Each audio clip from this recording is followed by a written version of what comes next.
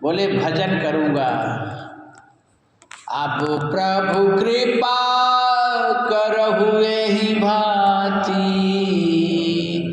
अब प्रभु कृपा करहु एहि भांति, सब तजि भजन करहु दिन राति, सब तजि भजन करहु दिन राति। हे प्रभु, हे गुरुवर, अब कृपा करो मेरे ऊपर, अब दिन रात भजन करूँगा। भजन ही एक सार है।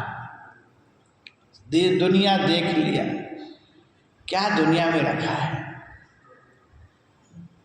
दुनिया बन कर देख लिया घन, अब तो घन श्याम को देखेंगे। दुनिया बनकर, दुनिया में रह करके अब देख लिया, अब क्या देखने की जरूरत है? हाँ, हमारे चेला बोल रहा है, दुनिया का बनकर देख लिया, अब घनश्याम का बनकर देखेंगे। प्रभु भजन में कितना आनंद है, उस आनंद पे चल कर देखेंगे। हो प्रभु भजन में कितना आनंद है, ओ भजन करके देखेंगे। दुनिया का बन कर देख लिया, घनश्याम का बन कर देखेंगे। तो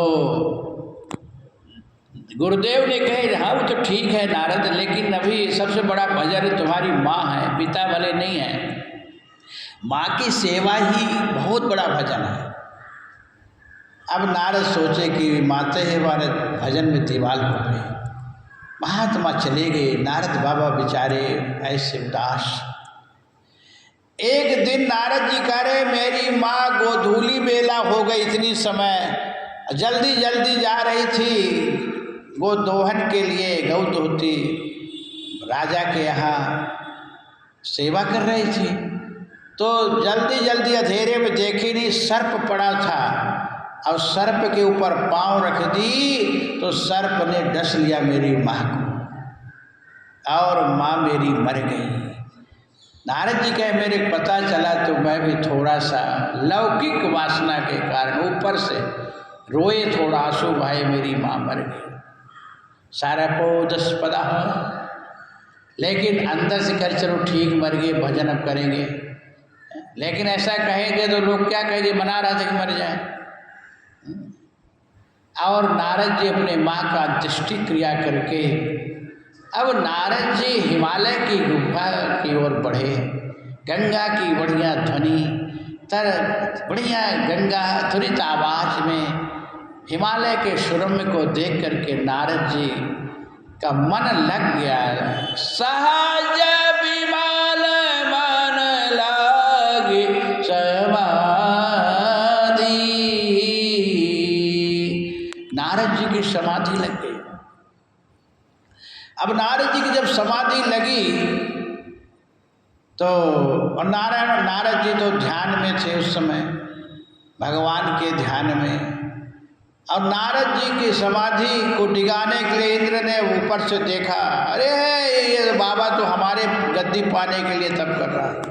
कामदेव को भेजा, अप्सराओं को भेजा, लेकिन नारद जी पर कोई असर नहीं पड़ा।